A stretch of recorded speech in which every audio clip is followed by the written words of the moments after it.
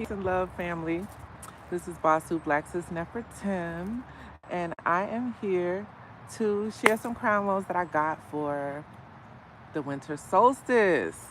So, yes, I am sitting in the woods today in this day of darkness. So, that was one of the first things that came through for me. Today is the shortest day in a year.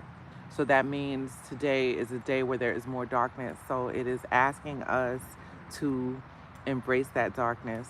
And so I just wanted to come through with some wonderful words that came to me, and I just started writing, and it just really just took me out. So and inspired me to come outside, sit on the ground, and give Mother Earth her respect and her due, even when she is not showcasing her beauty and abundance, right? And it really put me in the energy of the great cosmic womb and the great cosmic mother, and being in the womb in so much darkness as we develop. And so, yeah, I'm just going to read what came.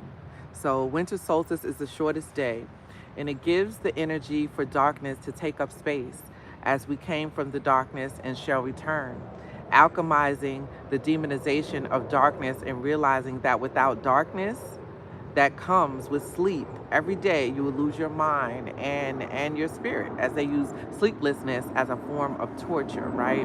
So we have to tap into darkness every day as we go to sleep. And we return to this darkness daily, and hopefully with gratitude, because it's a blessing to be able to rest. We know how we get when we don't have rest. And that rest happens when you close your eyes and go into darkness. Embracing the darkness is truly taboo to speak out loud in the light, right?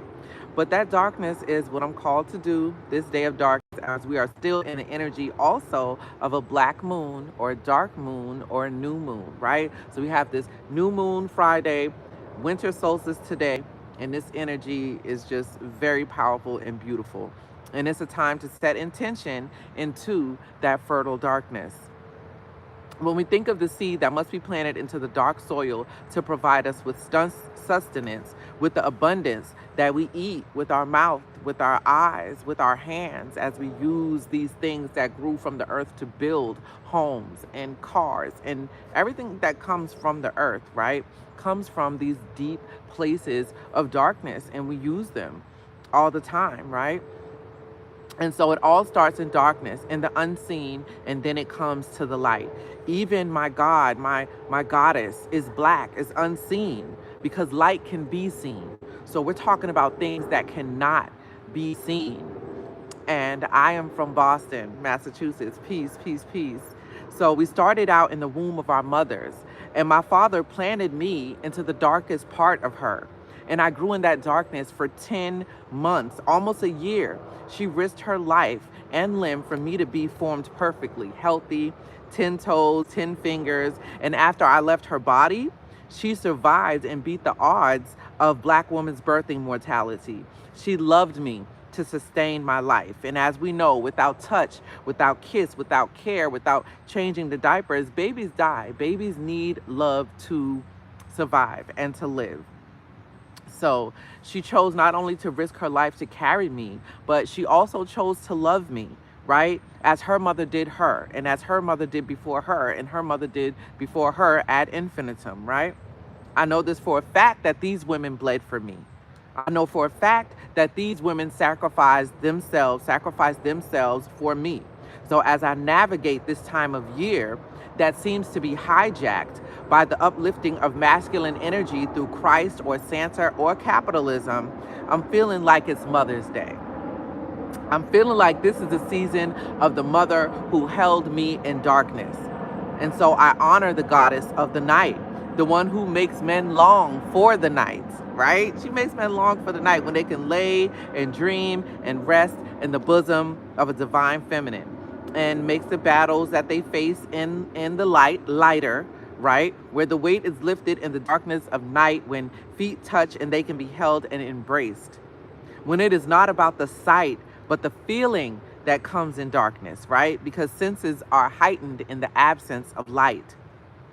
Winter solstice, as I sit in this forest, naked of its leaves and its usual lushness, I give my offerings to the forest and to the mother, because that reminds me of the trickery of sight. These things can look good that are not good, right? So this forest may look unpleasant to some, right? Because it's missing all the leaves and all the things like that. But the power is in the darkness. The power is in the soil. Under this ground, under these leaves, there is soil that is fertile. There are seeds that are just hibernating. They're just waiting because they will resurrect again. It will always resurrect, whether we're here or not. So, like, that's another remembrance, another thing to remember, that we need the earth. The earth doesn't necessarily need us. We need the earth, right? And so the earth will always resurrect, just like a woman growing full and blooming with baby and then giving birth and then sometimes going through a winter phase where she may look tired and weary, and but she also resurrects, right? She also resurrects and comes back to herself. She blooms again. After, even relationships that suck her energy and refuse to give to her, she claims herself again and again and blooms beautifully again. I feel like a woman makes winter bearable, right? She makes winter bearable because a woman teaches love in action, divine love, or risking life to bring in new life. She's the portal that brings souls into this realm, and she deserves more than a day. She deserves a season. She is the season. She is the reason for the season. This is the time of the dark cosmic womb, the great cosmic mother. And so I honor my ancestors during this time of darkness, the ones that are in the dark, the ones whose names I know not, the ones that I've never seen, but that I would not exist without their presence. But I don't know their names. I can't find their names, but I need it, right? I need them. They existed for me. So I give thanks for my ancestors during this time, and I honor them and I thank them for the sacrifices that they made for me. And I pray that they walk with me in love and righteousness and continue to guide me towards the best outcomes for me, for my family, for my community, and for this planet. Ashe. I left offerings to this earth to let the earth know that I love her, even when she's not giving me the most beautiful parts of her. I let her know that I honor, even when the muscadine vine is bare and there are no blackberries to pick. I recognize her in her barren state still as mother, as Gaia, as Tiamat, as goddess, as mommy. I thank you for the provision. I thank you for the vision to see through the masked illusion to the gospel, to see the gospel, the real gospel. The solstice is a special time to plant seeds of our desires, our dreams, and our aspirations into the darkness of this season, to plan, plot, and strategize for our future. This is a time for Afrofuturistic technology in the form of ritual, in the form of silence, in the form of veneration, a time to truly be in the world and not of it. And I just wanted to share that crown lobe with y'all. I love y'all so much. And I just wanted to share that with you. And I hope that you take this time to tap in to veneration of your ancestors, to ritual, to putting your hopes, your dreams, your aspirations into the darkness of this season. Plant your seeds, write your dreams, and go and commune with nature. And even though she is barren, and even though it's cold, because women get like that, right? We get our attitudes, we get cold, we get silent, but we still need love. And the earth is just a woman. The earth is just like a woman. She needs that love. She needs that care, even when she's not at her best, not looking her best, right? Her hair ain't done. Her hair ain't done right now. You know what I'm saying? In fact, her hair been falling out lately. Can you still love her? Can you still love her? Can you still love her? Because your love will help to resurrect her. Your love will help to let the seeds grow again, right? As the plants respond to our love. And that's a fact, right? It's a fact that everything responds to love. Everything responds to love. And love is the language of the mother. Love is the language of the woman.